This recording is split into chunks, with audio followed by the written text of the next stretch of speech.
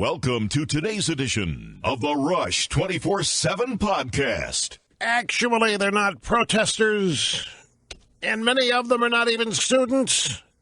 This business out at UC Berkeley and a so-called free speech movement, which violently stops any speech that these people don't want to hear. And the real story out of Berkeley is this: there was only one arrest. There should have been 10, 15, 20, 30 arrests, but there was only one. Anyway, greetings, folks. Great to have you here. Rush Limbaugh, once again, with broadcast excellence during the fastest week in media. Already Thursday of Super Bowl week. I have to tell you something. I haven't cared as little about a Super Bowl as I care about this ever. This is Super Bowl 51. I don't remember ever being this apathetic about Super Bowl. Are you excited about the Super Bowl, Wendy? Are you ever excited? Oh, well, okay, never. What about you?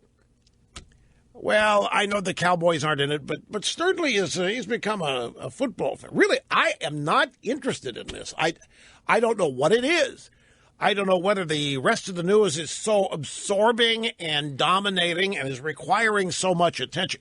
Because, folks, I have never seen anybody, president, member, I have never seen anybody act as fast as Donald Trump is acting. I have never seen anybody attempt to implement as much as soon as Trump is going for here. And it is a challenge keeping up with it, because I know what your expectations are. You tune in here every day expecting to have the ultimate final word on every controversial matter. And I am determined to provide that for you. I'm determined to meet those expectations, and it takes a lot of time. I don't know if it's also because I learned that the cast of Hamilton and Lady Gaga are going to be performing, which is clearly an anti-Trump move by the NFL. And then this whole business, the way the press is dealing with Tom Brady and Belichick and the owner of the Patriots regarding their friendship with Kraft. I don't know. And just the general way football is being reported in the past couple of years. I don't know, folks. I'm not, right now, I don't know. I'm going to watch it, but I am not doing anything special. And I'm not going to turn the TV on much before kickoff. I'm not getting into the spirit of the day. I'm going to watch the game, and I'll probably, depending on what happens, I'm expecting a rout, but I'm not going to tell you which way yet. That's another thing. I'm expecting the game to be a blowout. I'll tell you which way I think it's going to go later on. Let's start here with the fake news, because there's a lot of it out there today. I had a story. I was talking to the Vice President yesterday in the program, and I told him that I had a list of stories, 30 fake news stories, 30 out-and-out lies in just the last 5 days, and that was yesterday. And, of course, we add more to them today.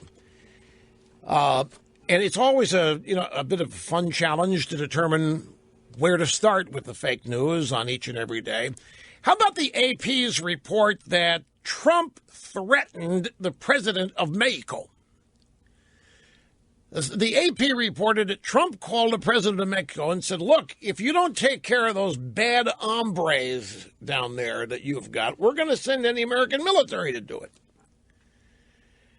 The AP claimed that Trump told the Mexican president, Enrique Peña Nieto, that in effect, if he didn't take care of their bad hombres down there, that we would send in the U.S. military. And the Washington Post and others in the drive-bys ran with the AP story.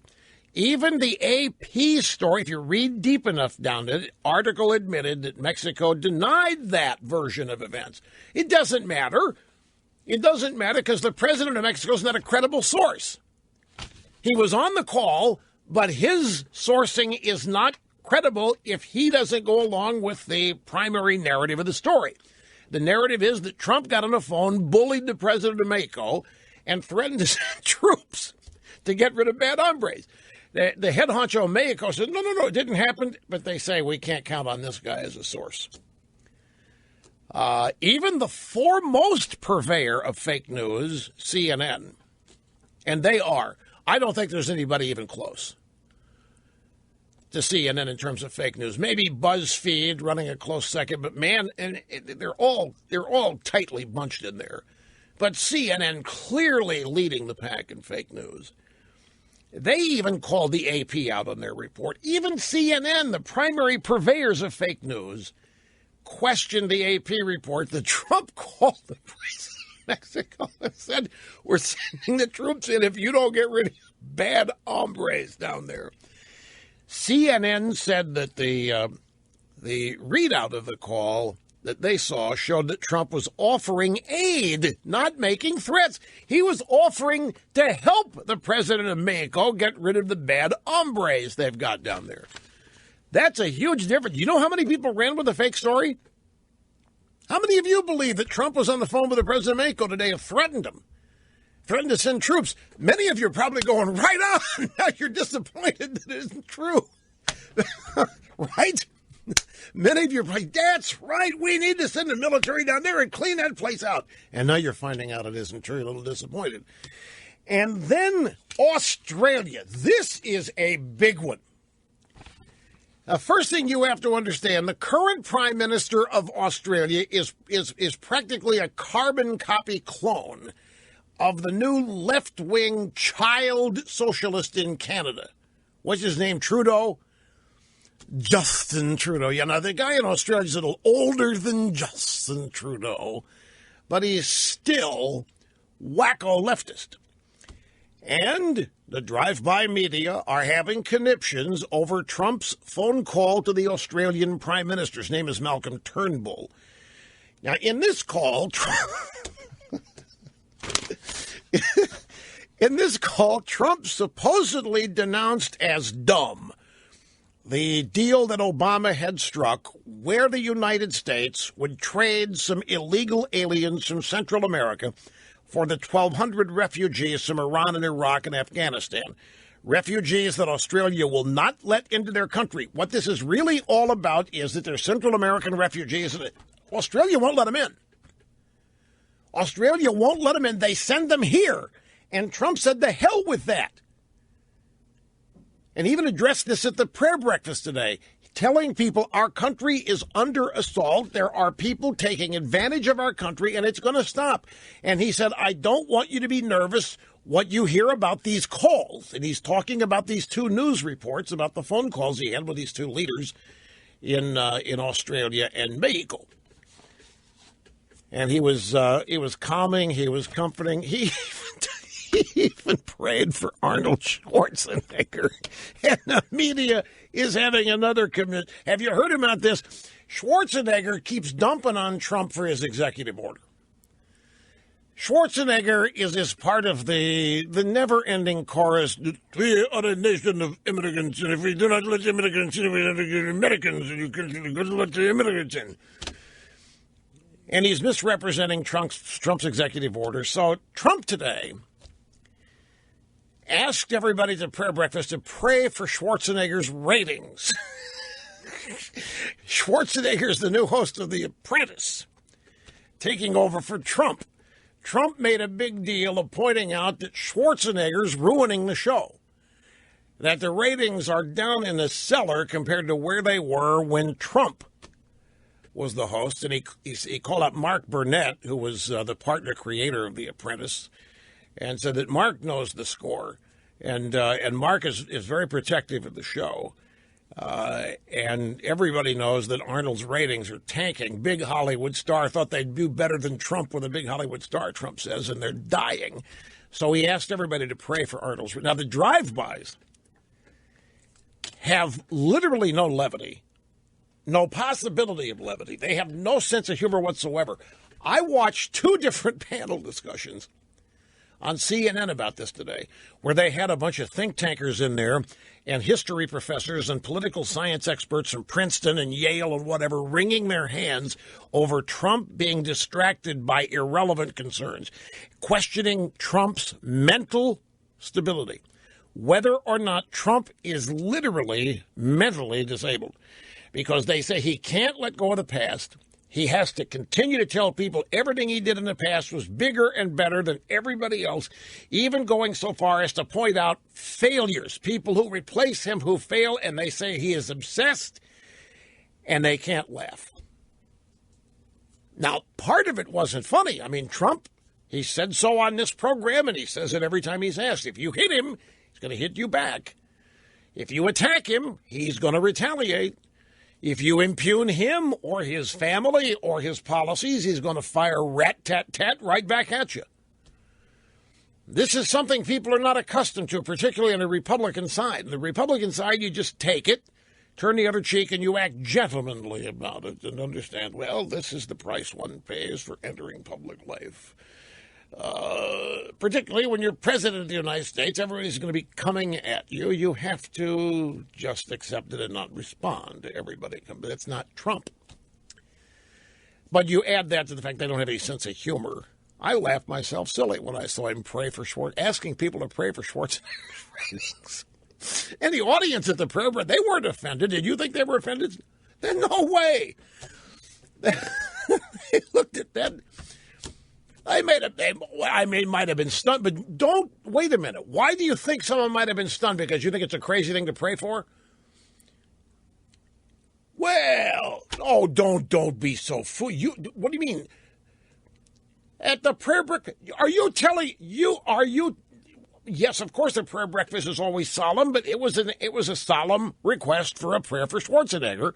But if you're thinking it's an odd prayer, it's not an odd prayer. I once dated a woman that prayed for parking spaces when she went to the mall. I said, what? You really? I had to be very careful with this. I said, you might think it's a waste of God's time. No, the Lord says, ask anything. So she did. She asked for parking. She didn't always get them, but sometimes they opened up. I'm not making it up.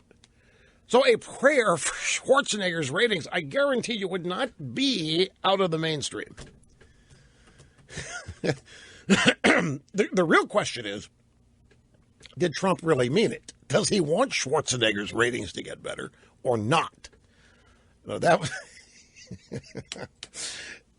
would be the question. Look, more on this Australia business here, folks. I'm in a kind of a jocular mood today, but there's some serious stuff. By the way, the John Basso of Wyoming, another Republican committee, just said to hell with you Democrats, and they went ahead and confirmed, or going to confirm, have a vote in the EPA nominee. They did it. It's done. And this is a great nominee for the EPA. This is an absolute terrific guy. And the Democrats, just like yesterday, said, we're not showing up. We're not showing up. And the Republicans said, fine, if you're not showing up, we're going to do the vote without you. And they did it 2 days in a row. Orrin Hatch yesterday confirmed both Mnuchin at Treasury and Metal Block. What's the other guy that was confirmed? It was the EP. It was Tom Price at Health and Human Services. Those two were confirmed yesterday. Well, they passed out a committee, and they'll go to the full Senate. Both days, 2 days in a row, the Democrats refused to participate, and the Republicans, in the old days, they would have waited for the Democrats to, finish whatever they were doing and then show back up, and because the Republicans would want to make it look like they were being fair and understanding and tolerant, but now, fine, you don't want to show up. We've learned a little bit more also about Susan Collins and Lisa Murkowski, who have said they're going to vote against Betsy DeVos. We may have stumbled into one of the reasons why. Apparently, they are both heavily funded by teachers' unions. Apparently, both Collins and Murkowski receive significant funding, as in donations, as in contributions, from teachers' unions and other related unions. And I made the point the other day that it's not always Republican cowardice that causes them to appear to be betraying the party cause. In many cases, and it's not fear of the media, not alone. It oftentimes is their paymasters. who it is that's donating to them that dictate how they vote and comment. Now, on this Australia business, Australia has been under intense pressure from its citizens to not allow immigrants into their country. This is something that you'll not know if all you're reading today is the story about Trump's phone call to the Australian Prime Minister. But the citizens of Australia don't want any part of these worldwide refugees and illegal immigrants because they have been flooded with boat people, many of them coming from Muslim Indonesia. Australia's current government and its two leading political parties, the ruling Liberal National Coalition and the Labour opposition, both of Australia's main parties support tough asylum policies. And they have a coalition government there. And it made Australia's asylum policy even tougher when they took power in 2013, 3.5 years ago. They introduced something called Operation Sovereign Borders, which put the military in control of asylum operations in Mexico. You think what's happening here is strange. In Australia, they're dead serious. They don't want any part of it. They don't want any of these boat people refugees from Islamic nations in Indonesia. They don't want Central American refugees. They don't want illegal immigration. They've seen what's happened to Europe. They see what's happening in the United States. They don't want any part of it. As such, there's an agreement. Obama had an agreement with Australia. Okay, whoever you don't want, send to the United States. Did you know that, folks? Obama had an agreement with Australia. Fine, if you don't want the Muslims from Indonesia, if you don't want the boat people from Central America or wherever else they're from, then send them to the United States. We'll take some of them. The government of Australia, I'm going to nick a time here, but the government of Australia says that its policies have restored the integrity of its borders. Even asylum seekers are found to be actual refugees. They're not allowed to be settled in Australia. They're sent to an offshore processing center. But Obama, go ahead and send it. And that's what Trump's objecting to. We're not just going to keep our borders open. I mean, the rest of the nations of the world cannot dump their problems on us. That's all he's saying. Exactly what he said he would do during the campaign, folks. Exactly. What the heck is this? I'm watching fake news. It's a CNN. Trump, moments ago in the White House grounds, meeting with executives from Harley Davidson, the motorcycle people. Now, how many of you had heard that Harley Davidson had pulled out of a meeting with Trump because they were afraid of backlash from customers and protesters and anarchists and whatever? I distinctly remember. I remember when I read it, I got kind of mad at Harley Davidson. Turns out it was fake news. Now, maybe Trump was going to visit their plant. Maybe that's what it was. Maybe Trump was going to go there, and they changed it and brought Harley Davidson to Washington. But still, the news was that Harley Davidson had pulled out, didn't want any part of it. And there, the meeting, I'm watching the videotape of it take place. It was just moments ago.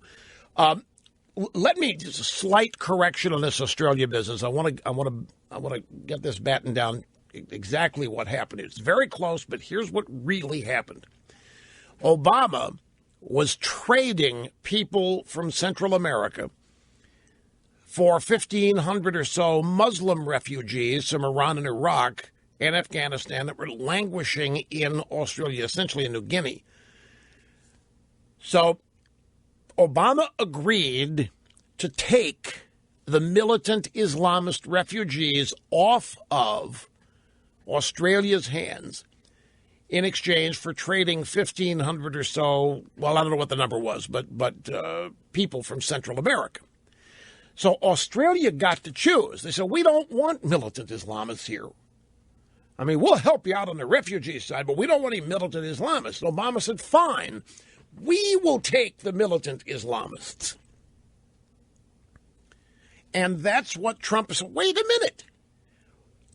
The rest of the world doesn't get to decide what it wants to do, and then we pick up the pieces. This all raises the question, why would Australia be willing to take peaceful, so-called peaceful Central American refugees, but not those from Muslim countries? I mean, who are the real Islamophobes here? It isn't Trump. Trump is just doing what he said he was going to do in the campaign, and that is defend and protect this country and make sure the other nations of the world do not take advantage of us.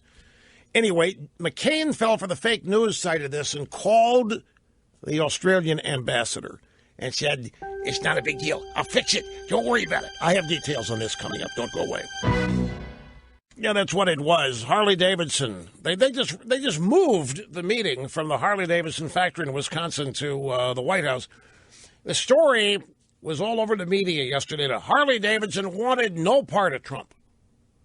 They're going to have a meeting with Trump at their plant, their factory, at their whatever in Wisconsin.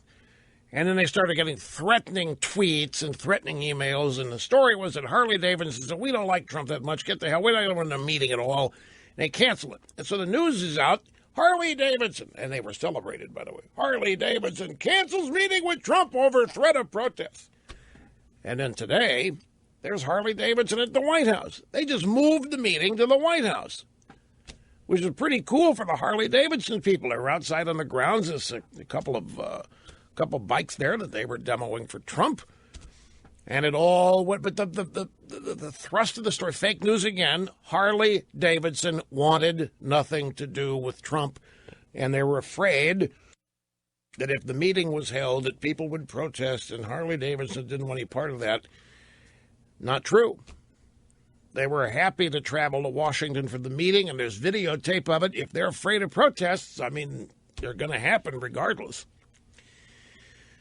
You know, which is this Berkeley business, and Milo Yiannopoulos, the editor at Breitbart, openly gay conservative, challenges political correctness from college campus to college campus. And there's two schools of thought on what is happening. One of the schools of thought is that the students at these universities, Berkeley being the most recent, they're just so scared, that they're so frightened of anybody showing up that's going to say anything that they don't agree with. It makes them really frightened that they go bonkers and they start burning down buildings and destroying property and trying to injure people in order to show their dissatisfaction and like want this guy coming to campus to make a speech. The other school of thought is that this really isn't student-centered, that it is professional rent-a-mob focused, bought and paid for by leftist organizations, and that the real protesters are not students, that they are black-clad, they wear masks or other kind of paraphernalia on their faces to hide their identity. They show up with explosives and bricks and bombs. They let the students get the so-called protest started, and then the real rioters show up and start doing all the property damage. And it wouldn't matter who was showing up. Whenever the students object to anything, the professional rioters get in gear, and then they call it a protest, free speech. It's an antithesis of free speech when somebody's not allowed to speak because the audience doesn't want to hear it. But, folks, it isn't new. This kind of activity, people wring their hands over it, but it happened in the 60s. It happened with the Students for Democratic Society. It happened when Reagan was governor of California. He even met with these people. It happened at Berkeley, and there was property damage. There were riots. The difference then and now is only one arrest. There was serious property damage last night, a considerable threat to innocent people, and only one person was arrested. As long as that's the case, there isn't going to be any deterrence to this. These people are still the losers. They lost in November. They have been losing, even through the 8 years of Obama. They have been losing. The Democrat Party, which is their vessel, has been losing significantly. And what's on display every day, I mean, they can act like children all day long, and they can destroy these students are destroying their school. They're destroying and doing damage where they go to college. They're inflicting all of this damage on themselves, in a sense. What has to be obvious to them is that it's not making a difference. It's not stopping Donald Trump. It's not changing the outcome of the election. And everything they're doing adds up to nothing because it isn't changing anything. Yeah, they might keep Milo Yiannopoulos off campus, but it's not stopping Donald Trump, and it's not stopping Milo Yiannopoulos. You just go someplace else or say what he was going to say on the Breitbart website. Milo probably loves it, all the notoriety, the attention, to be able to cause this kind of havoc, big feather in your cap. But at the end of the day, I think what's driving the Democrat Party and the American left crazy is that what they're doing doesn't matter.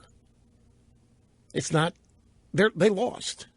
They really are not affecting any change, nor are they stopping any. They're not even changing public opinion. Public opinion still majority for Trump in what he's doing.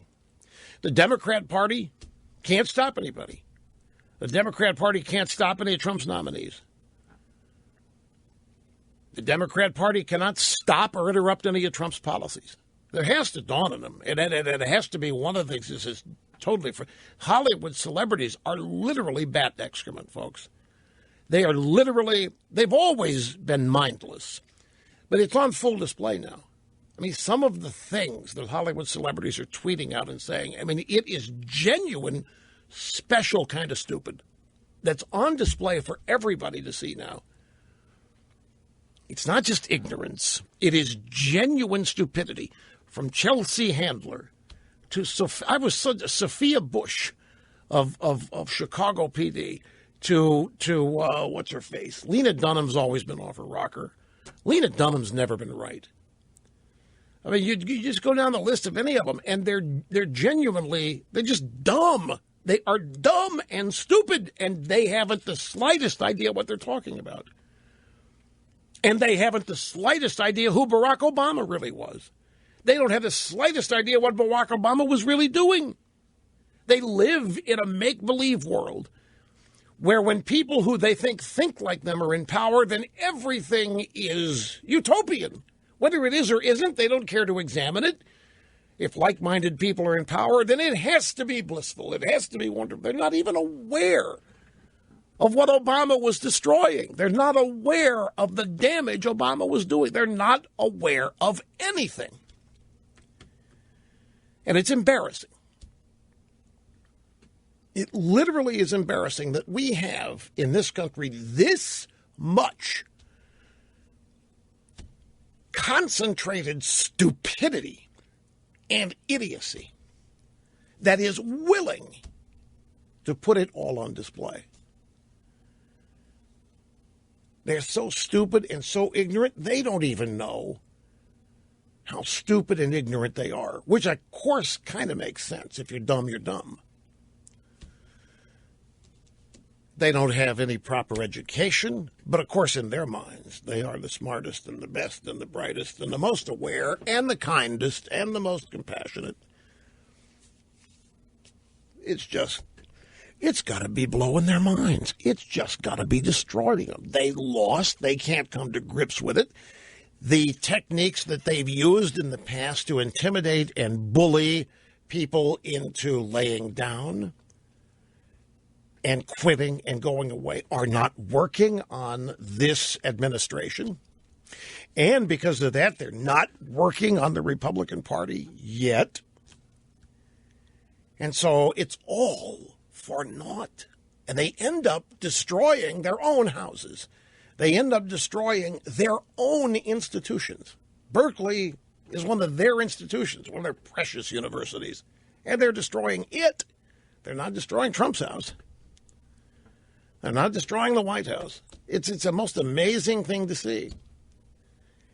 And with each passing day, I think there's a bit more revelation. Every passing day, they realize just a little bit more how totally ineffective and irrelevant they are, it makes them go even badder. And they become even more unhinged. But if you don't have any historical perspective beyond the day you were born, I can't blame you for thinking, my God, we're losing the country. It's unraveling. That isn't what's happening. What's happening, folks, is we're reclaiming the country. What's happening is the country is being refocused. The direction of the country is being changed, and it is being reclaimed from a left that wanted to destroy it as founded, who wanted to transform it as founded. What you're seeing is a bunch of people taking their country back from people who thought they already had succeeded in transforming it. They thought that the opportunity to take this country back, to reclaim it, was gone. You and I, had been defeated. You and I were in a minority. You and I were not able to stop them. The reality is they can't hold on to what they did. They're desperately trying to. The point here is that this is going to be daily. And Trump addressed it at the press at the prayer breakfast today. This is what it looks like. It was never going to be peaceful. The left was never going to say, you know what, you won. It was a great, great fight, and we have all the respect in the world for you. And we're going to continue our efforts to transform America, but you won. It's never going to be like that. It was never going to be them acknowledging or respecting us or the opponents. It's always going to look like this. Trump better start firing more people in the federal government, folks. Sally Yates is not the only one there trying to undermine him. Somebody's leaking these transcripts of his phone calls and then lying about what he's saying to the president of Mexico and the president of Australia. One of the best ways, one of the fastest ways to get rid of this left-wing dead weight would just be to have a policy to cut the federal government by 20%. 20% across the board. Whack, whack, whack, whack, whack. Just do it. But I would speed up the timetable of getting rid of every Obama and Clinton appointee that's still in positions where you can fire them. Just do it. And even when you do, this stuff is going to continue. You have to hang in, folks. So far you are. Every bit of data, polling data and otherwise, indicates you have not lost spirit. You have not lost your conviction, your courage, still supporting Trump. This is what reclaiming your government, your country, this is what it means. This is what it looks like. Take our country back. This is what it looks like. So just steel yourselves. And if you ever have any doubts, if you ever have any questions, if you ever are perhaps losing your resolve, you make sure you are here every day. Folks, are you aware the Democrats walked out of Congress to protest Abraham Lincoln? Did you know that? You didn't know that. Not surprised. I mean, most people don't. The Democrats walked out of Congress to protest Abraham Lincoln. They were afraid to lose their slaves, and they hated Lincoln. They just despised Lincoln, so they walked out. And it ended up being great for Republicans. They were able to do all kinds of things with no opposition. Let them walk out. I don't know. Judd Apatow is some worthless, irrelevant actor who doesn't know it, so he keeps tweeting things. And he tweeted something to the effect that the Berkeley riots are just the beginning, adding, when will all the fools still supporting Trump realize what's at stake? Mr. Apatow, whoever he is one of these people that still hasn't come to grips with what happened to him and his side. When will the fools in Hollywood realize that they lost and that there's nothing they can do about it? And that all they're doing is making fools of themselves. And, by the way, probably inflicting great damage on future box office. But I got to grab a call. We have Brenda here from Nashville, Tennessee, she's Australian. It's great to have you with us, Brenda. How are you doing? Hi, thanks. Love your show. Just wanted to elaborate on the immigration situation in Australia. Sure. Australia is very multicultural, and we have so many, particularly Asian and Indian and various cultures in our nation now. Australia is acceptive of immigration, but the big issue dividing Australia is illegal refugee immigration. Mm-hmm. Our borders being the ocean, and Indonesia was our main problem there because it was not illegal by their country to have people trafficking. So a lot of people were making money out of boats and boatloads of people coming over from Middle Eastern countries and whatever, even knowing that a lot of businessmen were tearing up their passports coming through and, from very, very dangerous Middle Eastern countries. Some of them died at sea, and the Australian Navy tried to keep some at bay, but we had a very liberal government for a while there that, took them in, and we also have an island near Australia, one of our neighbours called Nauru, which is what became a settlement for the refugees, and like motel kind of set up, but it became overpopulated, and they got angry that they weren't being processed enough to come and get our free medical and our, right. cheap education. But this guy was an ally of Obama, correct? Yeah.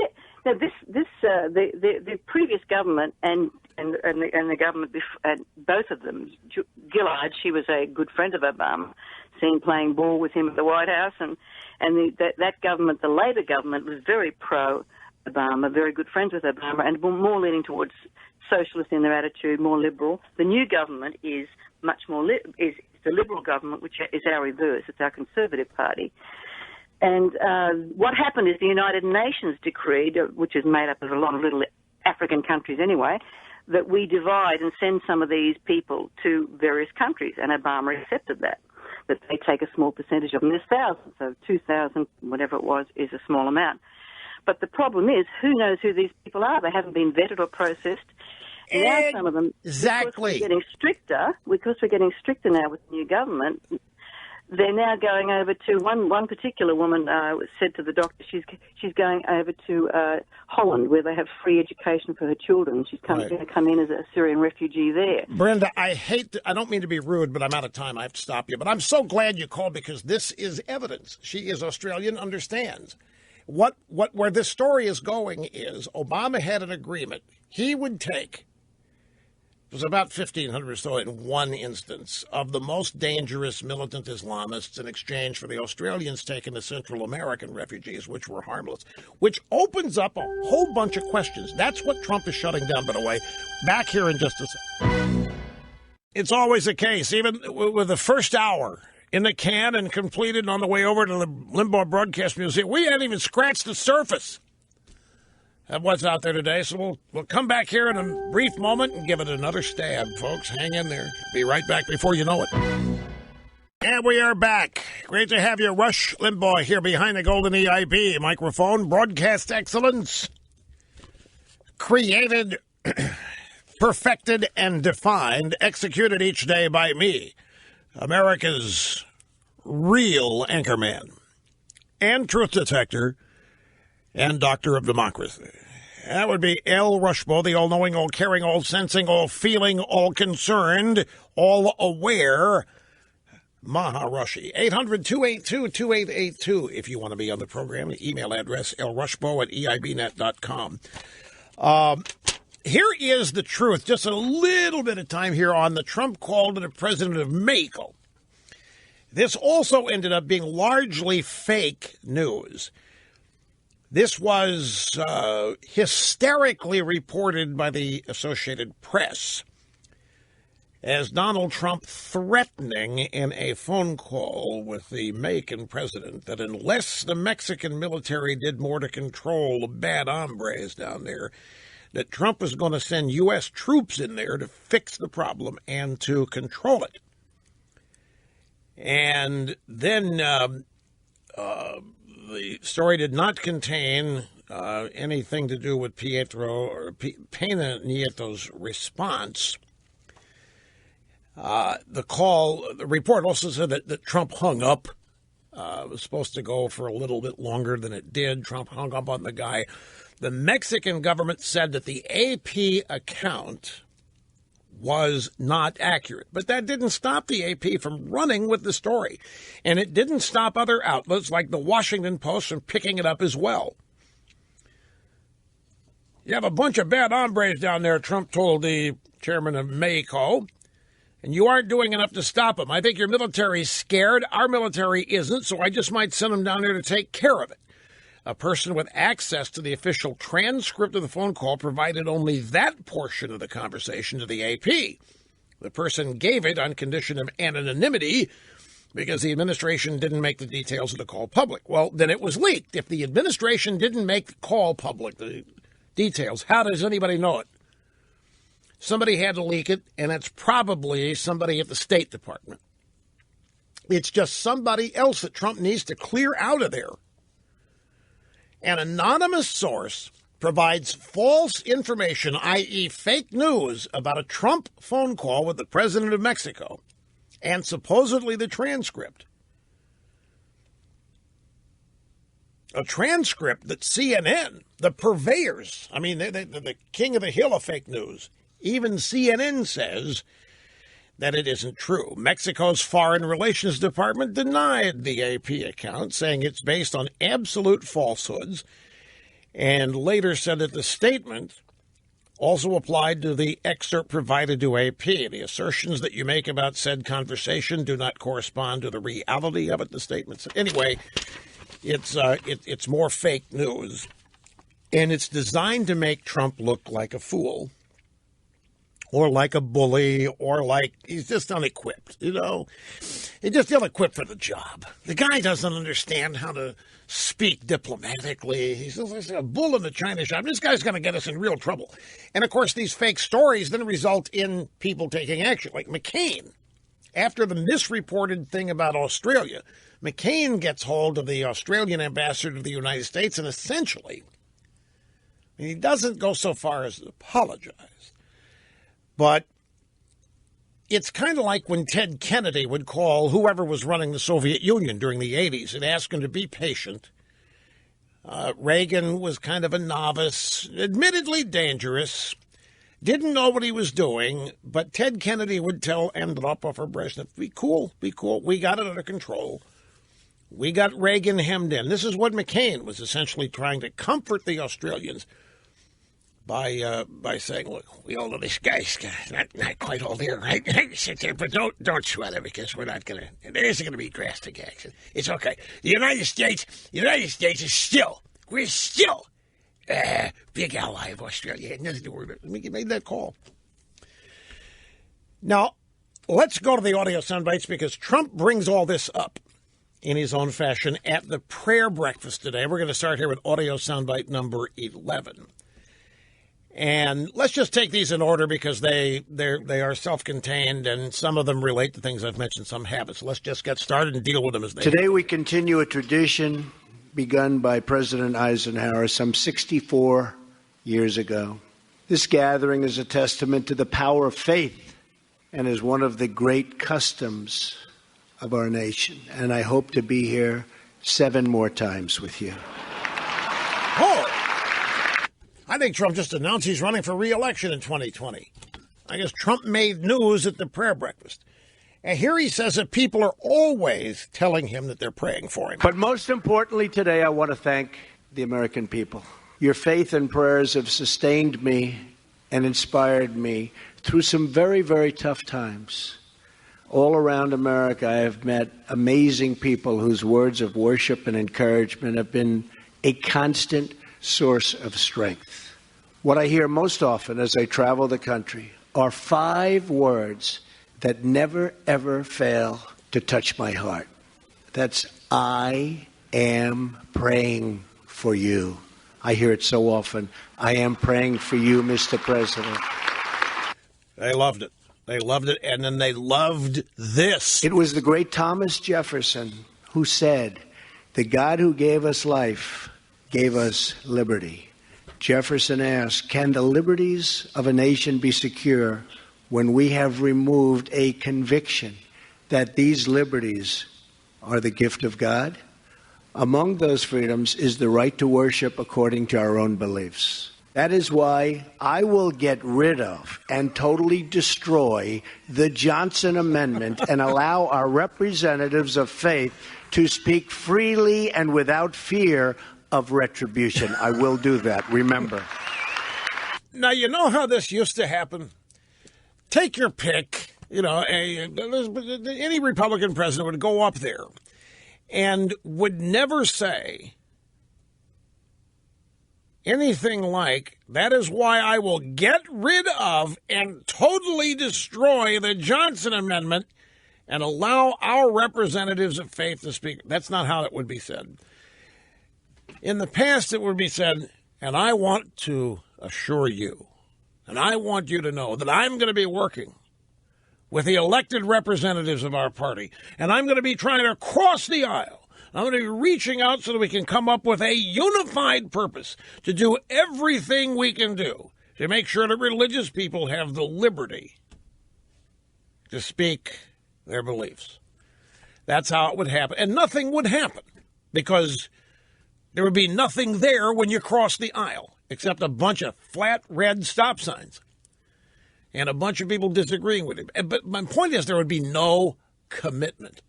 Nothing along the lines of, I will get rid of and totally destroy the Pinko Johnson, and I will not even allow a word of it to survive. None of that would ever be.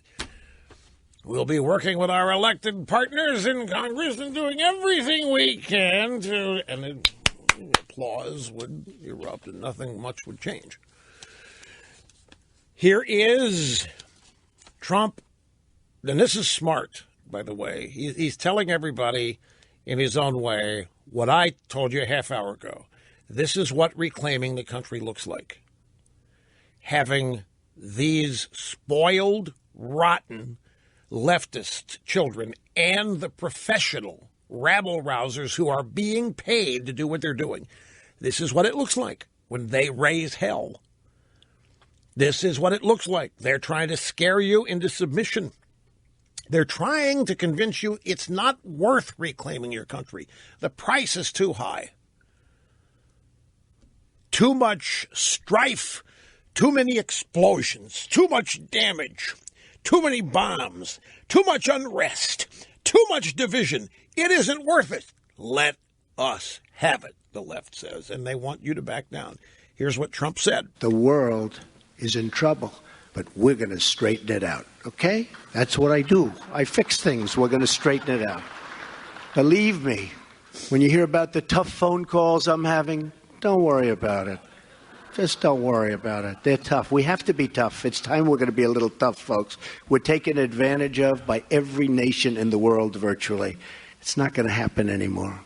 It's not going to happen anymore. He's got that speech pattern. He repeats things that he means twice. I actually think he's actually thinking what he wants to say next when he repeats himself. I understand. Look, I'm an expert in this stuff. I'm an expert in the spoken word. I'm an expert in the First Amendment. I know how the mind works when you're improvising, and I know the various techniques and tools that people use. Because you got to keep talking. You can't stop and make it look like you don't know what you're saying next. You can't stop and then figure out where you want to go next. It has to flow. And Trump's technique is to repeat his punchline while he then decides what he wants to say next. And that's or you're waiting for the applause or what have you. In this case, he was waiting for the applause. But his point was, we are taking advantage. This Australia thing is a great example. Now, we weren't so much as taken advantage of as the president at the time allowed us to essentially be the sponge and take up and accept the human debris the rest of the world didn't want.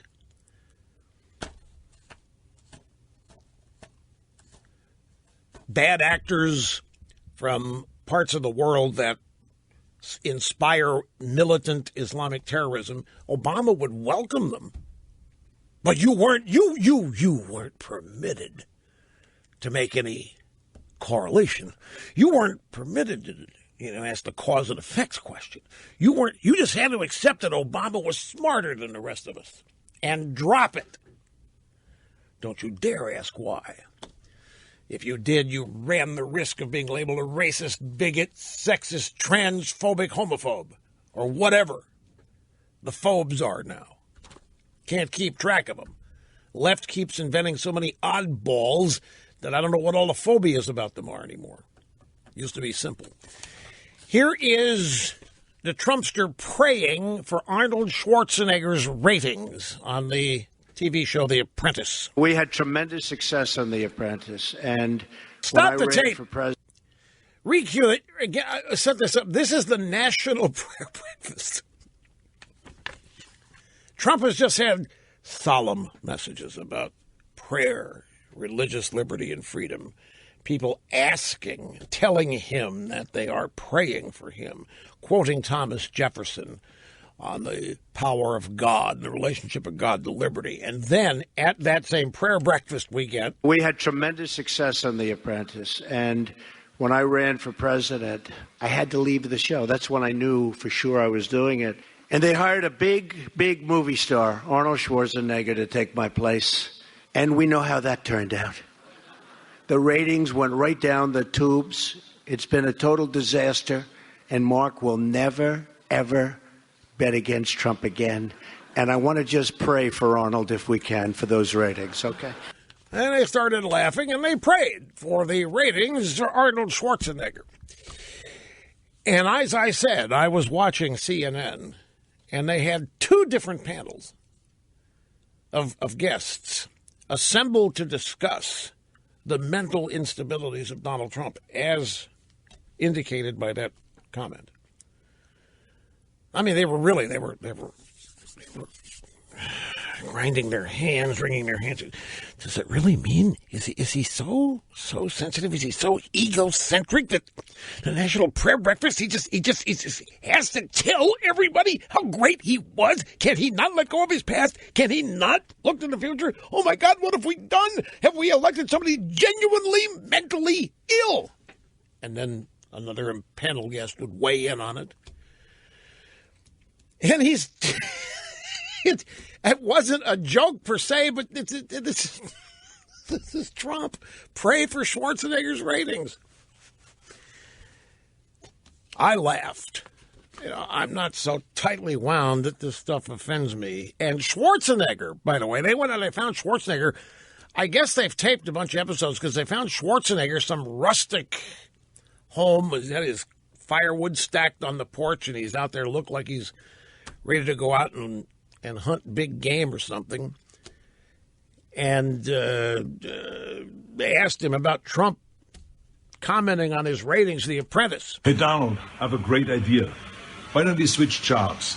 You take over TV because you're such an expert in ratings, and I take over your job. And then people can finally sleep comfortably again.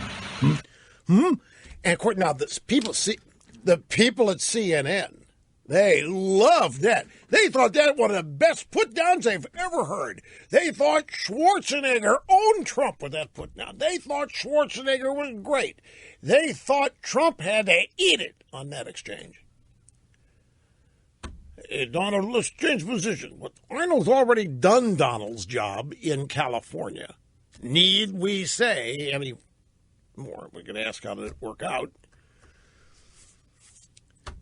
Trump will double down at some point. He'll wait for the ratings, the next rating slide, and he'll have some comment about it. All right, let me take a brief timeout. We'll come back and zero back here. I want to get into immigration for a second. By the way, the Mark that Trump was referring to is Mark Burnett, creator of The Apprentice. I think he's a very religious man. He's married to Roma Downey, and they've done numerous documentaries, docudramas on the Bible. They did the latest movie version of Ben-Hur. And that's why the Apprentice even came up. I mean, the creator, Mark Burnett, was there and introduced Trump. So the fact that he did The Apprentice, Trump just didn't pull it out of the sky. He just didn't want to insult Schwarzenegger. He probably wanted to actually compliment Burnett and razz him a little bit. Hey, Mark, look what's happening since I became president. You don't have me on your show, blah, blah, blah. It's not hard to understand people like Trump. And the left is just losing their minds because they don't have. Their lives are so sheltered. They really are. They don't understand broad-based senses of humor. They don't understand various personality types because they're so damned restrictive in what they permit. In terms of behavior, you've got to comport behavior, speech, to all the rest of the things they believe, to even be in their crowd, to be in their group. Otherwise, you get sent out excommunicated. So they have a very narrow world, a small world of personality types, opinions. They really have walled themselves off. And what's funny about it is they think that they represent the vast majority of people all over the world. And they're in one of the tiniest clubs. Here's George in Quincy, Illinois. George, I'm glad you called, sir. Great to have you on the program. How are you doing? Hi, great, Rush. Yeah, I have a comment. I'll try to condense this into about 20 or 30 seconds.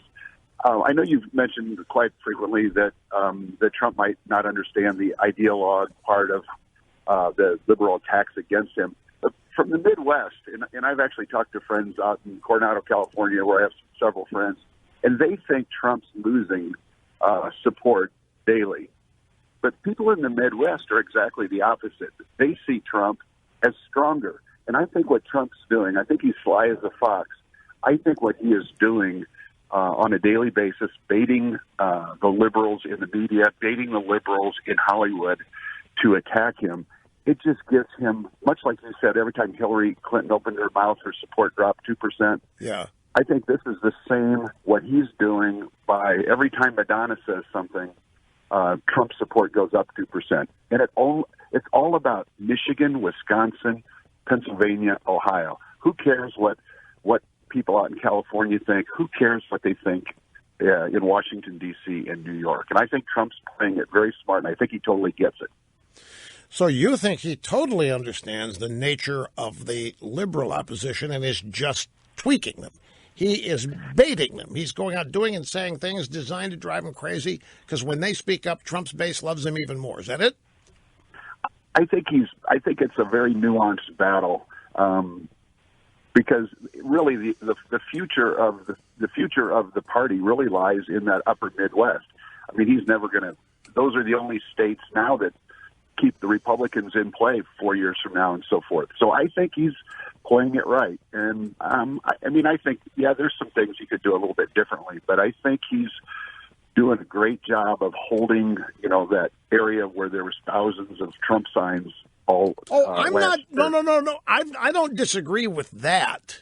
My comment that he doesn't understand ideologically who he's up against is based on other things, not that, but a man, a legend, a way of life. Learn it, love it, live it.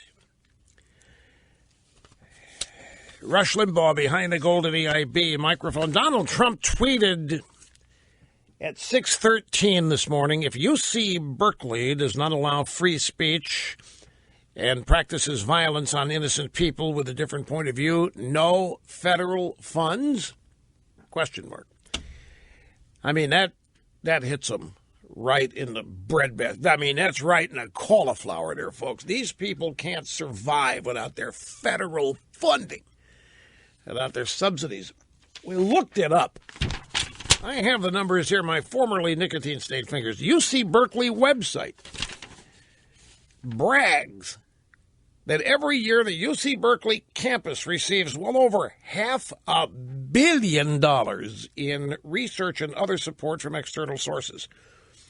Of that, over $500 million, the federal government provided 55% of the funds.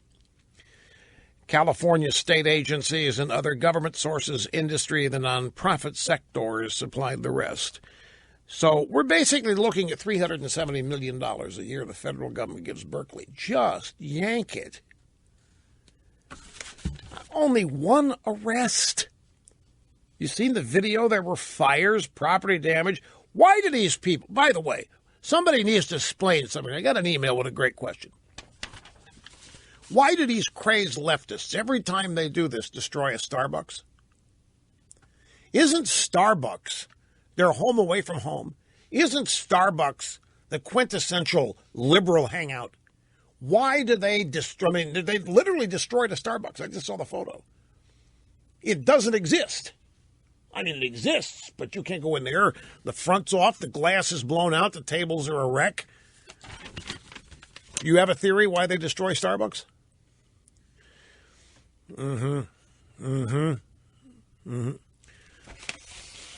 Oh, they're upset because Starbucks is corporatist, globalist, and globalist corporatist. Well, that makes sense. Well, I mean, they are. I mean, this Howard Schultz guy, he's always at Davos. He's with the globalists. He's in there, but he's also for every liberal cause under the sun, including immigration, which I want to get into because I saw here. This is how easily we lose the language. Headline from one of my tech blogs: Apple and others pen open letter to Trump. We are a nation made stronger by immigrants. And here is the text. It doesn't matter which tech blog. I mean, they're all the same when they start talking politics. Last night, news broke that a collection of major technology companies, including Apple, were prepping an open letter to Donald Trump as a means to voice opposition to the immigration executive order he signed last Friday. But then when they quote the letter that, I mean, it's Apple, Alphabet, which is Google, and who else was part of this? Microsoft part of this? Yeah, Stripe, Facebook. Dear President Trump, since the country's birth, America has been the land of opportunity, welcoming newcomers and giving them the chance to build families, career, and businesses in the United States. We are a nation made stronger by immigrants. As entrepreneurs and business leaders, our ability to grow our companies and create jobs depends on immigrants. Look, I don't want to dispute that. What really frosts me here is the idea that Donald Trump or anybody else is opposed to immigration. We're not. On the other hand, diversity is not what built America, and immigration is not what built America. You know how I know? Every other country in the world has immigration. To one degree or another. Some are more strict than others. Some countries have been very strict and don't allow but people move to different countries all over the world. There's only one United States of America. It's not because of immigration, folks.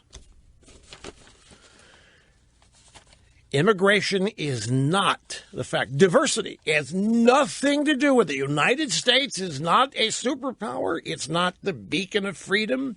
It's not the wealthiest nation on earth by far because of the skin color, the various variations of skin color of the people who live here, or their sexual orientation, or their gender relatability, or how they do their manicures and pedicures. None of that has the slightest thing to do with America's greatness.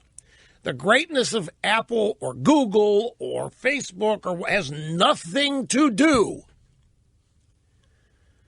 with the ethnicity, the skin color, the sexual orientation, or gender of its employees. The greatness of America has nothing to do with the external characteristics of the human body. And the greatness of the United States of America has nothing to do. It may be a bit far to say nothing to do. The greatness of the United States is not due to a policy that lets anybody in the world who wants to come here come, because that's never been the case. But to listen to these tech CEOs and others, you would think that this country has been open borders from the beginning, and that open borders and people who were not, I hate to go here, but I'm telling you what this all means.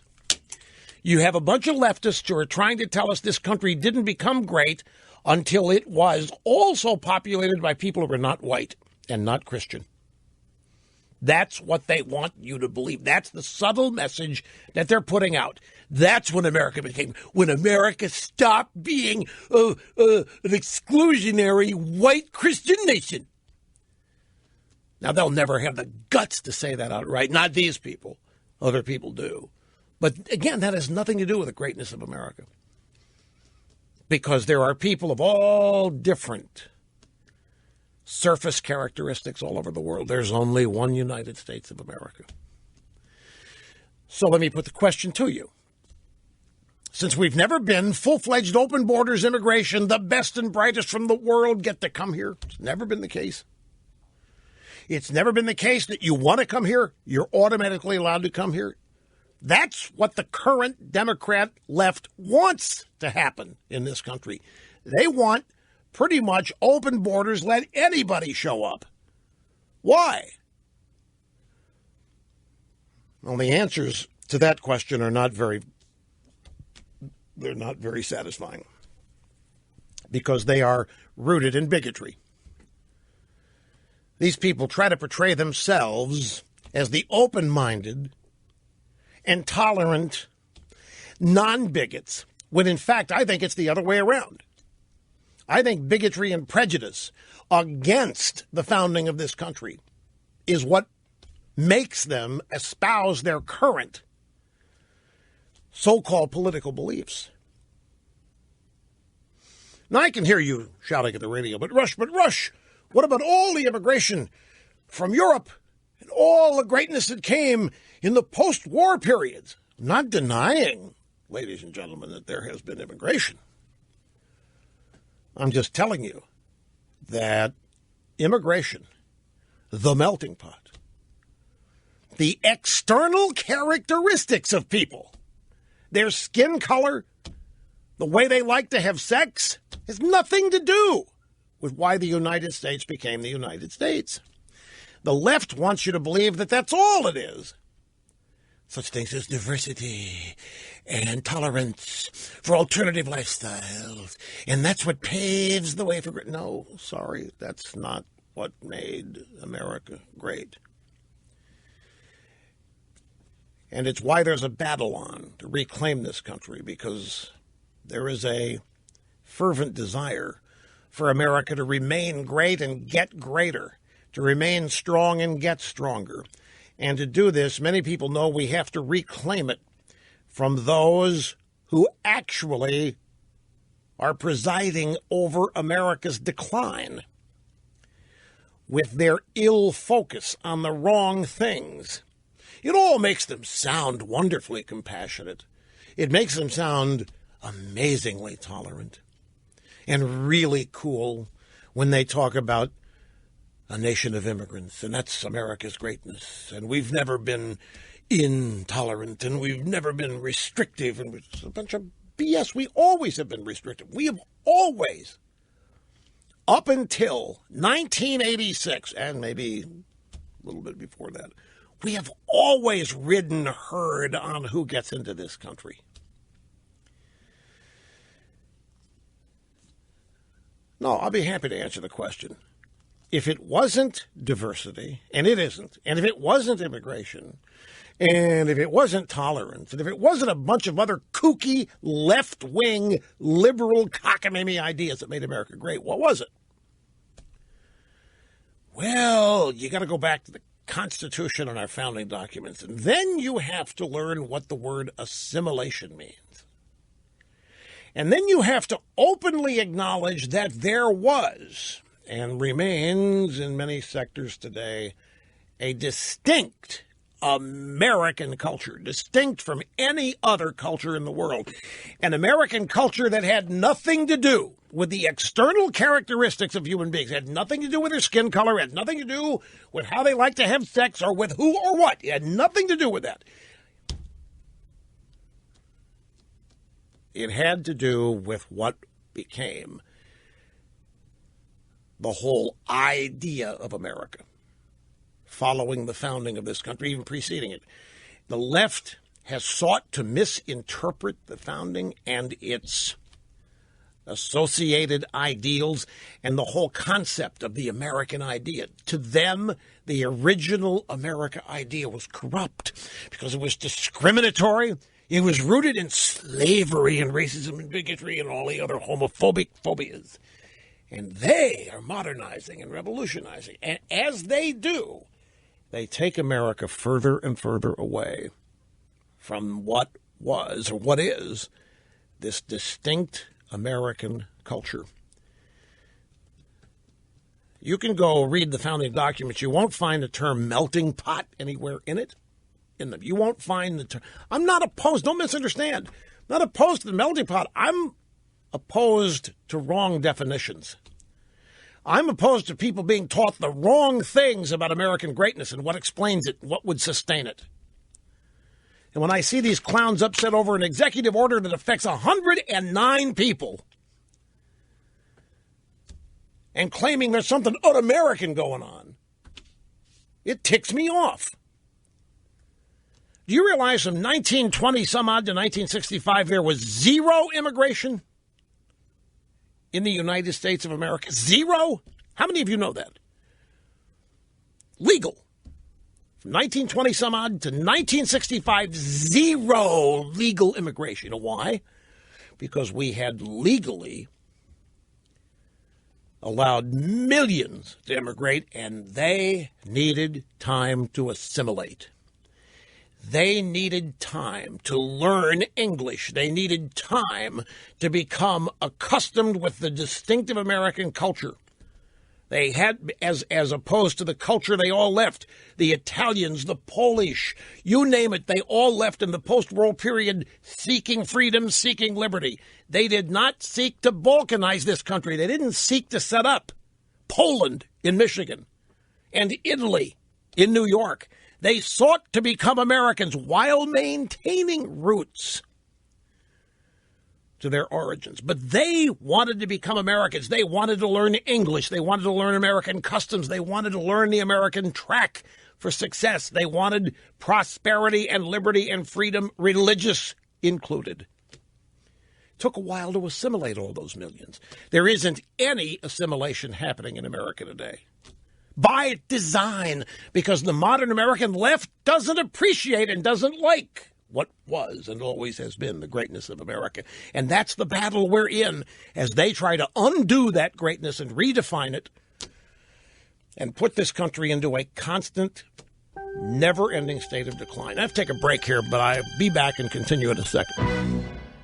Okay, it looks like the Republicans have put off the committee vote on Betsy DeVos till next week, because of the defections of Susan Collins and Lisa Murkowski. I don't know, maybe they're going to try to bring them back. I got to check out the details of this. And then we will be back, locked and loaded. Little Second Amendment lingo there. Yeah, just checking, see what's come in here when I was going to... Yeah, okay, let's see. Yeah, have sound bites 27, 28 standing by. Okay. Greetings and welcome back, my friends. Great to have you with us. El Rush Limbaugh behind the golden EIB microphone here at the Limbaugh Institute for Advanced Conservative Studies. 800-282-2882 if you want to be on the program. The email address, lrushbo@eibnet.us. I mentioned earlier today I was watching CNN go literally bonkers over Trump praying for Schwarzenegger's ratings on the TV show The Apprentice at the National Prayer Breakfast. Now, they assembled panels to discuss this, and they were assembling panels to discuss the perhaps mental illness of Donald Trump after they'd heard about these two phone calls to the presidents of Mexico and Australia. And I want to play... Let's see, we'll do number 27 first. They're both from CNN. The first one is from this morning with Carol Costello. Oh, have you heard that Carol Costello's leaving? Oh, my God. She's betraying feminism like I can't believe. That's right. She's following her husband. Who would have thought that would ever happen? Carol Costello, who used to be assigned to stalk this program, she was a reporter at CNN. Then they made her an InfoBabe anchor.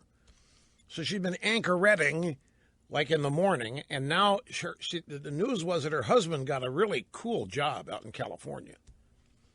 And so she's going to follow him out there. That reminds me, when Pat Schroeder started crying on her husband's shoulder when she announced she wasn't going to run for president in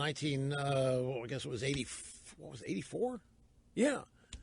84. Patsy Schroeder, congressperson in California, was thinking about running, and she did all kinds of focus group and polling. She's a big feminist.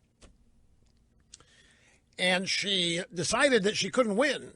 She had been told by her focus group research she couldn't win, and she announced that she was pulling out and broke down in tears and ran to the arms of her husband. And up till then, nobody knew she had one. And I remember there were stories. Folks, feminists wrote stories about how she betrayed them by crying over the simple fact that she was not going to run for president, and then the insult, she ran to the arms of her husband. Well, yeah, but I was still in Sacramento then. That was 1984. I hadn't started the EIB network yet.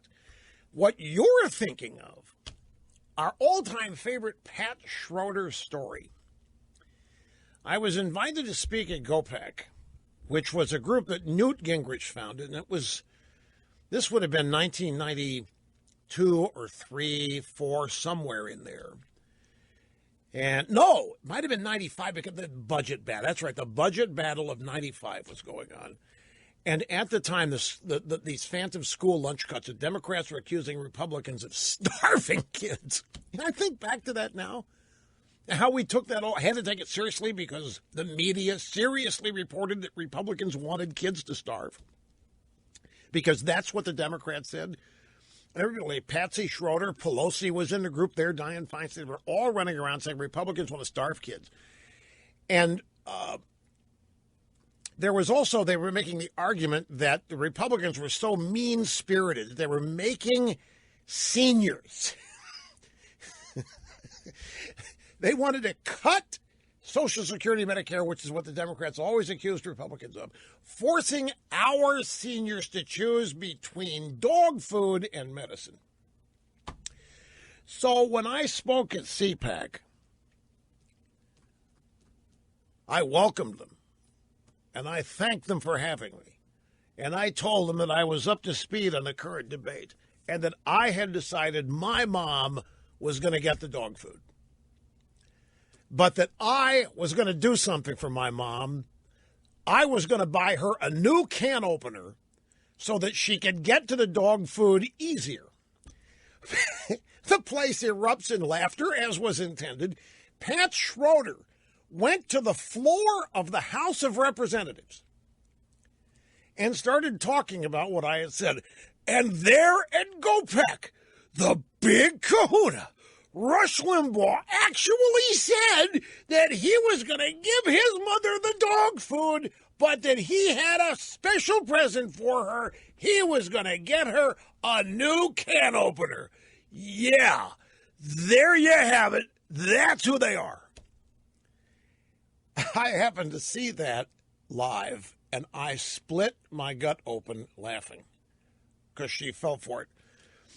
And it kind of sets this up. I mean, who do you have to be? How tightly wound do you have to be to not recognize that a son saying he's going to give his mother dog food, but with a special president can opener? How do you take that seriously? How in the world do you take that seriously?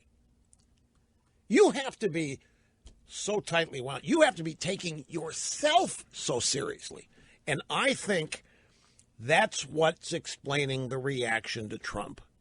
I think all of these elites, from wherever they come, whether they come from think tanks, whether they come from blogs, or they come from websites, wherever they come from, in the Washington establishment, they think they are so special. They think they are so unique. They think they are so uniquely qualified to represent, to speak for the United States of America, that when somebody like Trump comes along, they can't process it. And their sensibilities are offended, and the earth quakes underneath their feet.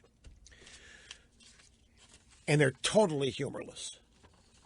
I mean, literally not a single shred of a sense of humor anywhere in these people.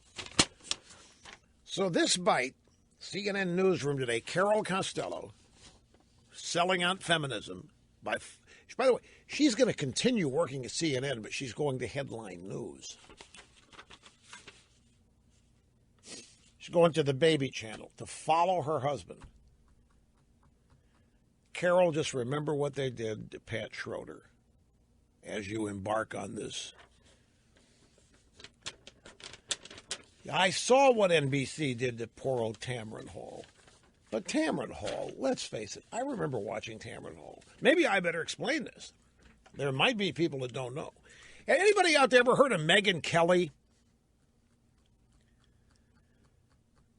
Wendy, you know who Megyn Kelly is? Okay. She used to work at Fox. And then NBC came along and they hired her away for a big amount of money. But she has a contract that lasted until June or July with Fox. So she's unable to appear until that period expires. It's called a non-compete. So she can't appear anywhere until June or July. Well, the news is that NBC, who hired Megyn Kelly, is going to put her on NBC in the first or second hour after the Today Show. So the Today Show goes 7 to 9 a.m., and then the first hour is 9 to 10, and the second hour is 10 to 11. And in that mix, you've got Kathy Lee and Yoda, and you have Al Joker and Tamron Hall. And Tamron Hall is a woman of color. She is African-American. She is from Chicago. I happen to know that because I saw her going nuts over Obama back during the 2008 campaign, which is at MSNBC. I know who this babe is. So she's being displaced by Megyn Kelly. Megyn Kelly is going to be hired, and Tamron Hall is out. And they didn't tell her. They gave her 30 minutes notice before they made the announcement. So she quit, leaving a bunch of money on the table at NBC. Al Joker, very upset. He's not quitting, though. They don't know what's going to happen to Kathy Lee and Yoda. But they'll probably end up in the third hour or something. Whatever. But they're setting up for Megyn.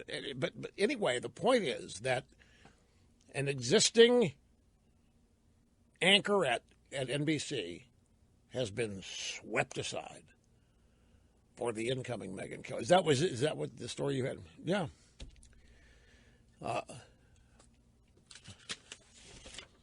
Who? Tamron Hall? Tamron Hall worked very hard. So you think she's being shafted here? Wow. You're on her side then. She's being totally disrespected, and you're glad that she stood up for herself and walked away from what is it, 5 or 6 million she walked away from? If she married, that might make a difference. I'm just kidding. No, feminists don't come down on that. Just, a little Trumpian here, just having a little laugh. Well, Carol Costello, she's following her husband to California. They haven't had a stalker since she got the anchor beat. I don't think they'll assign a new stalker. They're too busy. Fake news on Trump. Anyway, I didn't mean to get sidetracked here, folks. But here's the bite. This is after Trump prayed for Schwarzenegger's ratings at the National Prayer Breakfast. So here's on the panel Ryan Lizza from the New Yorker, Julian Zelizer. Or Zelizer, he's a professor of history at Princeton. and Costello, who says, I don't even know what to make of this. He just prayed for Schwarzenegger's ratings. What? I don't know what to make of it. Do you? I can't believe this is what the president's talking about right now, that he's engaged in ratings back and forth with Arnold Schwarzenegger. The serious part for people is it points to something deeper, a kind of vindictive nature that we see in Donald Trump, now President Trump, that worries people. How does this kind of attitude play out on foreign policy, or how will it play out on Capitol Hill? When you hear this, I think it can raise some red flags. To me, it suggests that Trump is having difficulty adjusting to the role of president, and he's still got a foot in his previous life. He's still monitoring and obsessed with the parts of his life before the presidency, which I do find a little unusual. You know what I think this is? I'm going to struggle to say what I really mean here. Not that I'm afraid to say it. I just want to find the right word. I think these people, two things are going on. They take themselves so damn seriously, for one thing. But they also have lived sheltered lives growing up, and they're continuing to live sheltered lives. They don't understand how real people talk and think and do things, and it scares them. They do not, folks, they don't hang around with people unlike themselves. They hang around with other people who are afraid of their shadows. They hang around with other people who are obsessed with the right way to speak and the right way to dress and the right opinions to have and the right schools to have come from, the right restaurants you attend, the right friends. And they end up living closed-off lives. And they live in a part of the country that's unlike anywhere else. And I don't think they know how people, they can't comprehend how middle America thinks and votes for Trump. They do not understand how normal people think and how they talk. And as such, it scares them. And since they have this air of superiority among themselves, that anything other than what they are is lesser than they are, dangerously so. And so now we have this guy, Trump, who they can't understand why he would jag Schwarzenegger over ratings. Is it because these people have never really had to compete for what they have? Is it because they've never really had to fight for what they have? Is it because they're all in the same club and they all go from newspaper to newspaper to network to blog site to blog site, earning a little bit more money each time? Then maybe they'll take some time and go work for a congressman, be a spokesman. But they all live in this tiny little world where everybody's identically the same in terms of the way they define themselves and the way they speak and their outlook. And then you have a guy like Trump who is of the real world. People tease each other all the time. Yes, Mr. Limbaugh, but this is not proper conduct for heads of state. Heads of state do not, for example, when Mr. Trump calls the president of Mexico, he doesn't insult that nation's military. Who says? Anyway, these people are so arrogant that they assign to Trump the abnormalcy, the irregularity, the out of the ordinary, the odd, the kooky, when I think it's them who define all of that. I think it's these people who are cocooned and shut off. Political correctness determines everything they think and say. They have no sense of humor. And when you don't have a sense of humor, if you don't have a sense of humor, you are never going to understand a Donald Trump.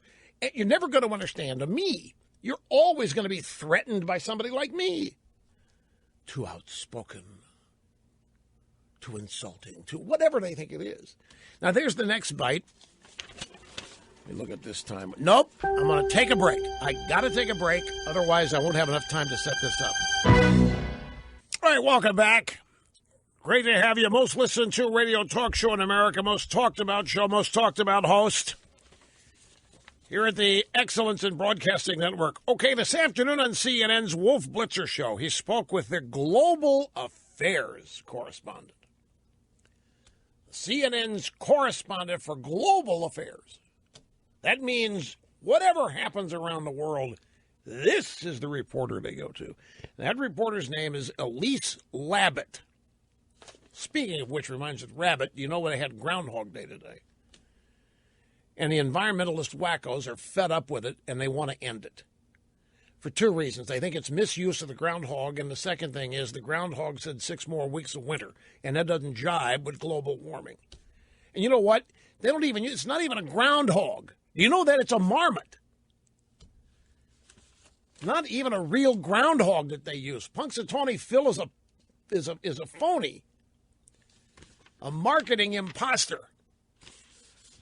Fake groundhog. A marmot. Right, exactly. Anyway, here is the global affairs correspondent on CNN, Elise Labott, responding to Wolf Blitzer, says, hey, Wolf.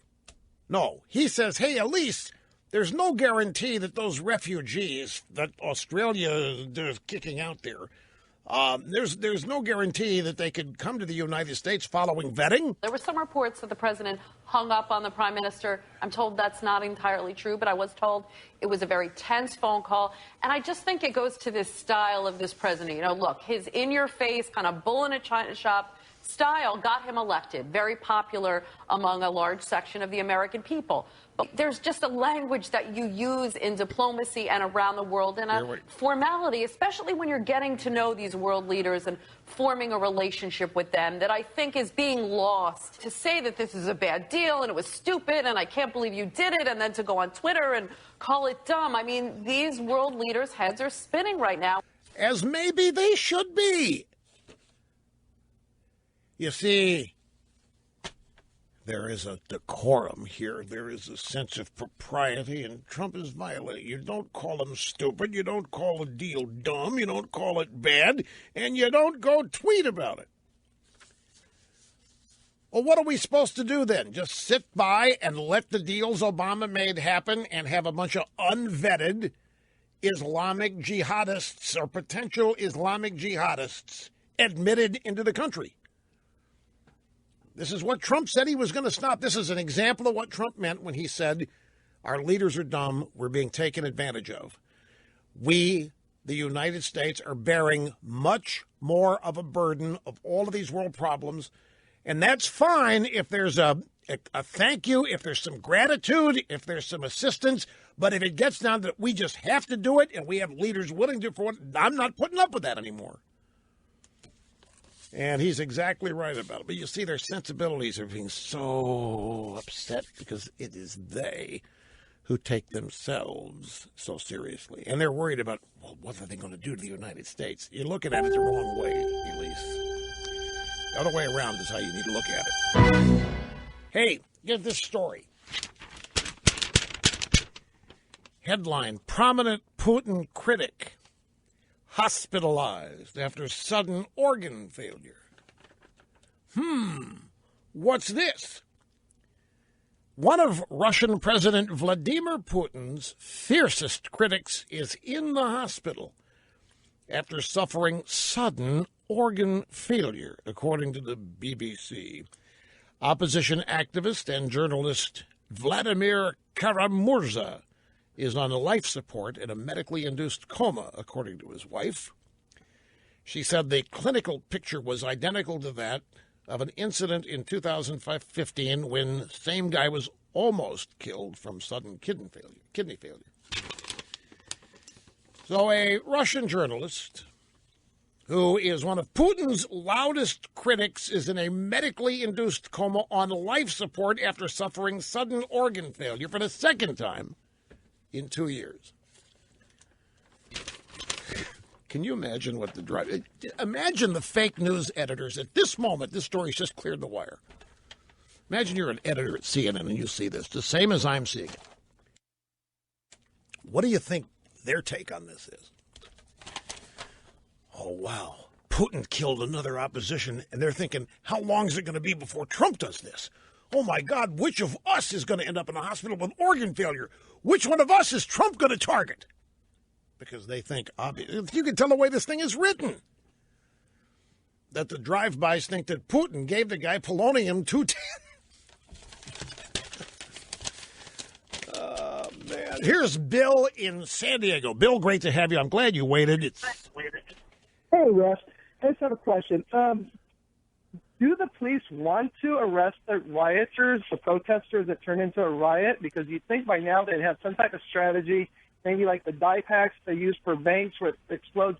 If they shoot off some dye packs into the crowd where they're doing the riots, paints them, and they're able to extract them later and charge them, because you don't see that. And also, because we're busy working, your audience, and you watch the cable news, what was the response of the Democrats with all the national media going to them, asking them if they're going to denounce their supporters and what they're going to do to stop it? Wait a minute. What? I've got a bad phone connection here. What was the last thing you said? What? Since I can't see what's on TV, what's the response? Democrats, national media, asking them if they're going to denounce their support. What's that about? Yeah, well, because they go to Trump and ask him if they're going to stop his supporters from doing violence, which was the Democrats paying for it. Because they go to the Democrats. Oh, you're talking about during the campaign. Oh, okay. So during the campaign, they went and said, hey, Trump, when are you going to stop your mad supporters from ripping things? It turns out it wasn't Trump supporters doing it. They were Hillary campaign activists. This has been documented to be true. Project Veritas video uncovered Robert Kramer, husband of Jan Schakowsky, Congresswoman in Illinois, working for Hillary Clinton's campaign, admitting that he hired for $1,500 a person people to show up at Trump rallies and cause violence. But the media did ask Trump, whoa, when are you going to shut down your people? When are you going to tell your people to stop the violence? And so he's asking here, when are the Democrats going to tell these people in Berkeley to stop it? It's a great question. They're not going to tell them to stop it. They are encouraging. Folks, do you think Obama might have something to do with this? I'm not saying per se, because this stuff has been going on for time immemorial. But it was just last week that Barack Hussein issues a statement encouraging the people who are protesting, encouraging the opposition. And this is the guy who said, they bring a knife to a gun, to a fight, we bring a gun, or something like that. Yeah, I think Obama has tacitly encouraged this kind of stuff. And not just last week, but during his entire regime. And what are we talking about? We're talking about Berkeley. Do you want to have it across the bay at San Francisco? San Francisco City? The San Francisco Police Department told ICE and the FBI, screw you, we are not capturing illegal aliens using San Francisco as sanctuaries. The police department, not the mayor, not the city council, the San Francisco cops told ICE, if I have this right, I think I saw this morning. If I'm wrong about this, I can get this corrected before the program's over, but I'm sure I saw this, that it was the police department specifically telling some federal law enforcement agency that they were not going to try to apprehend people violating the sanctuary city law. These leftists, you have to understand out there, Bill, the leftists have strategically placed themselves in countless places, in countless bureaucracies, including fire departments and police departments, and in every other avenue of bureaucracy that you can think. They're everywhere. It's been a tactic. It's been a strategy to be put into positions in the bureaucracy where you can't be voted out because you're not voted in. You are a career appointee, per se. This is, and the training occurs at many top-flight universities, including in the Ivy League. Your idea of paint dye on all the protesters to be able to identify them later, just round them up at the time. They're all there. Just grab the paddy wagons and round them up and arrest them. I mean, this is clear. These are not misdemeanors these people are engaging in. This is pure felony. This is property destruction. This is wanton attempt to maim and injure. You know, this isn't just idly marching down the street and throwing chewing gum at people and spitballs. There was only one arrest to this whole thing in Berkeley. Let me take another quick time out. I can't believe that time is flying by here, folks, but it does every day. Hey, did you all hear? This news is it's almost being covered up by the drive-by media. Have you heard the news that the Hillary Clinton campaign is blaming Obama for her defeat? You haven't heard that? Oh, yeah. The root of it is the Hillary campaign thinks Obama is largely to blame for not I can't do this, but it's true, for not doing enough on Russian hacking. Right here in it, Charlie Rose mentioned it today on the CBS this morning. So you have reports, for example, the Hillary campaign thought it began with Obama not doing enough in terms of the Russian hacking. It's from this new website, Axios. This Jim Vanna. The people that created Politico are off to their new venture here. News like nothing has ever been done before, some such thing. Axios is the name of the website. Look, if Obama is responsible, and I don't know why these people, Hillary lost because she was a candidate. It isn't any more complicated than that. She's a lousy candidate. People rejected Hillary Clinton in 2008. They did it again this year. But if they want to lay this off on Obama, the way to do it would not be to blame him for the Russian hacking and not doing enough there. The way to do it would be to blame him for making the campaign about him. If I'm the Hillary campaign and I really think Obama's to blame, I'd go out there and say every time he woke up and made a campaign appearance, it was about continuing his agenda. It was about reelecting him. It was about how we needed to elect Hillary to make sure that he stayed alive. What the hell was that? That's what I would say if I were the Clinton campaign. But they're so fixated on the Russian hack that they can't get past it. David in Pekin, Illinois. Glad you waited, sir. It's great to have you with us. How are you? Well, this is quite an honor, Rush. Glad I got through. Thank you, sir. I'm glad you did, too. I've listened to you on the radio and the Ditto Cam and the MP3s. The first time I ever listened to you on a cell phone. And I'm just happy my battery lasted. But here's what I want to tell you about. My father, somehow, shortly after my mother passed away, tuned into your radio program. Now, I've been a fan for a long time, but I really hadn't mentioned to him, and he found you by himself. And he always voted Democrat. But he kept listening to you, and he'd come up with comments like, who's this blowhard guy, Rush Limbaugh? And right. What's this talent on loan from God stuff? Yeah. And my dad was always a very religious man, and so I said, well, Dad, isn't all talent God-given? And he replied, well, you're right, but he's still a blowhard. But he never missed a program. My dad lived a conservative lifestyle, but just voted Democrat. Yeah. And somewhere along the line, you struck a chord with him. Well, time passed, and my father became legally blind. And I got to I think it was George Bush's second election, and I picked up his ballot form, and I took it in. And I said, okay, Dad, how do you want to vote? And I was going to put down whatever he told me.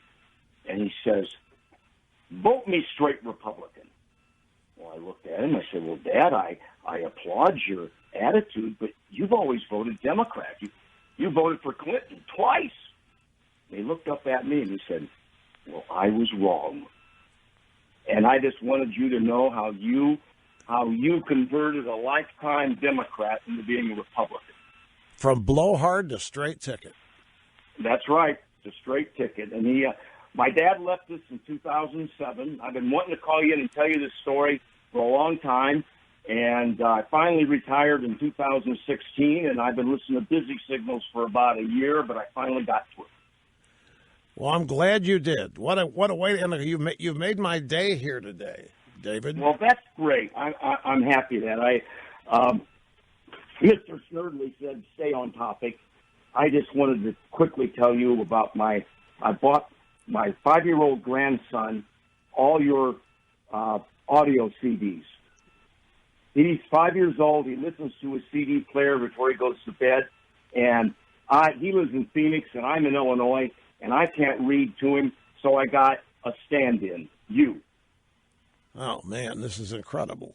This is absolutely. Well, look, hang on here because we've got a Rush Revere little goodie gift bag that we can send your grandson if you send us his address, if you'll give it to us. So don't hang up, and you'll be rejoined with Mr. Snerdley, who I think will give you a gold star for your call today. I thank you again, David, very much. We'll be right back, folks. I just realized this is Thursday already, so that means open line Friday tomorrow. And on a personal note, it also means there's not going to be another Apple beta software update this week, which saddens me. I'll get over it.